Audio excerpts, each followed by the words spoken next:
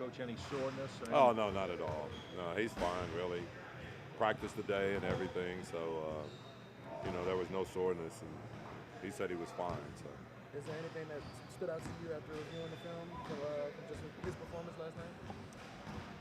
Oh, I think he was a little bit tentative to start the game, which was expected. That was expected. And I think, the second time he was a little bit more. The third time he went in, I thought he was aggressive to the point where we'd like for him to be.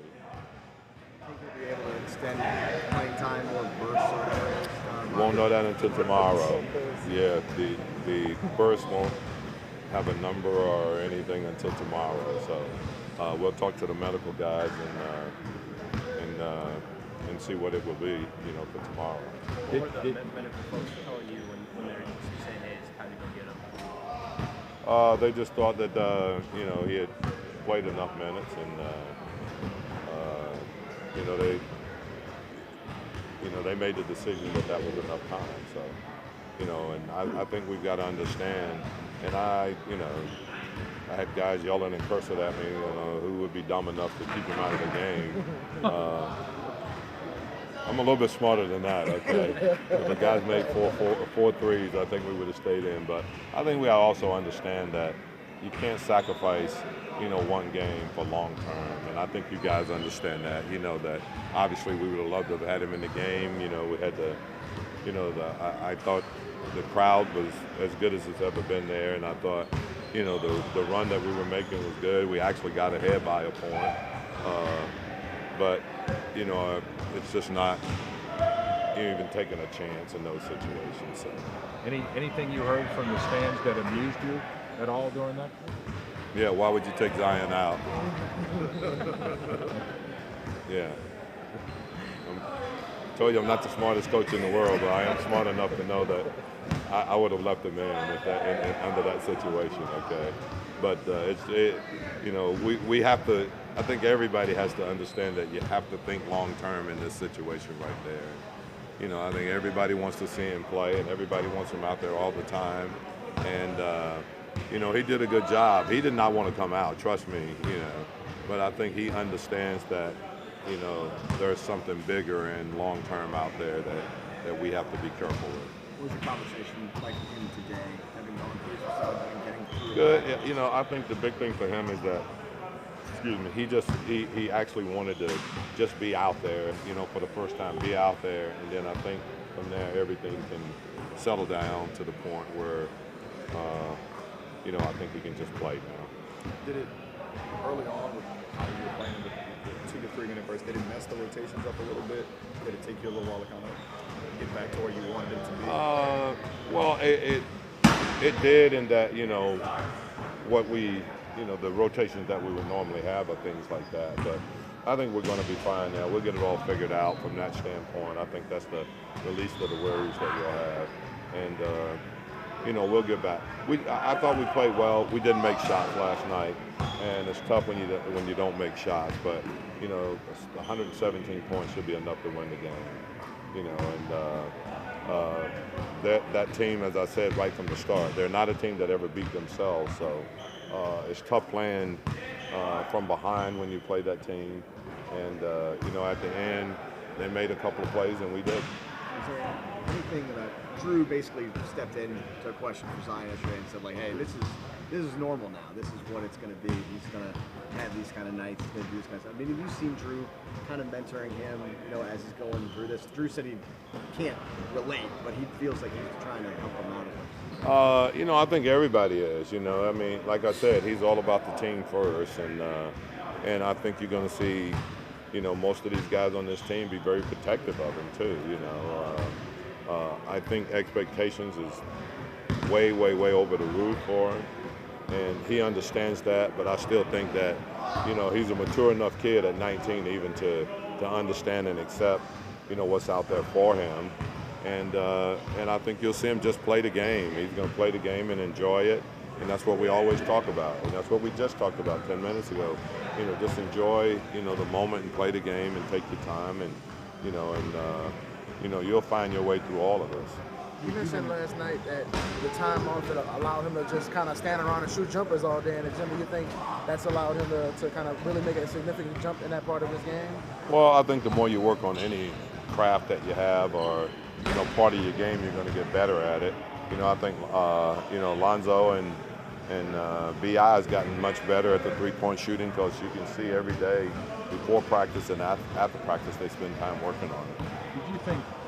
Did you think Lonzo in his progression as a shooter would be as confident as he is now? I didn't. I think it was going to take a lot of work, but I think, he's put in that work, and I feel very confident. And I think he shot some big shots for us, in big moments, and hadn't hesitated at all. So I think that's a sure sign that, you have confidence in the shot that you're shooting. I think he passed on one earlier in the fourth quarter, and then we threw him the one in the corner, and he just jumped up and shot it without any hesitation. So I think when you work on it and you get to the point where you feel confident in it, shooting it in the game is easy, really.